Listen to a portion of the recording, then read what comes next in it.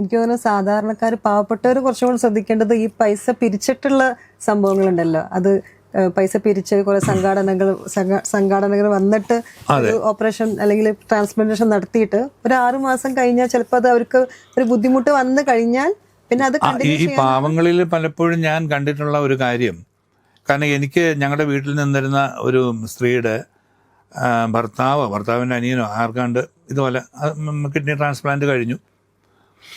അവര് ആദ്യത്തെ ആ ഒരു 2-3 മാസം അതാ ഡോക്ടറുടെ കസ്റ്റഡിയിൽ തന്നെ ഉള്ളതുകൊണ്ട് കൃത്യമായിട്ട് മരുന്ന് കഴിച്ചു, അല്ലെങ്കിൽ അവരെ സഹായിച്ചവർ അതിന് വേണ്ട മെഡിസിൻസും കാര്യങ്ങളും പൈസ ഒക്കെ കൊടുത്തിരുന്നു.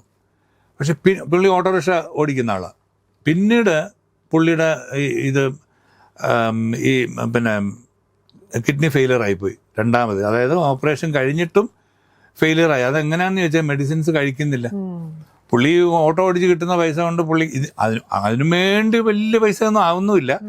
എന്നാൽ മെഡിസിന് കുറച്ച് പൈസ ആകുകയും ചെയ്യും, ഇല്ല എന്ന് പറയാൻ പറ്റത്തില്ല. പക്ഷെ ഈ വിചാരിക്കുന്ന പോലുള്ള എക്സോർബിറ്റൻ്റ് ആയിട്ടുള്ള റേറ്റ് ഒന്നുമില്ല, നമുക്ക് താങ്ങാൻ വയ്യാത്ത റേറ്റ് ഒന്നും അല്ല. പക്ഷെ അത് കൃത്യമായിട്ട് ഇവർ കഴിക്കത്തില്ല. കാരണം ഒരു 6 months ഡ്യൂറേഷൻ പറഞ്ഞല്ലോ. അതെ.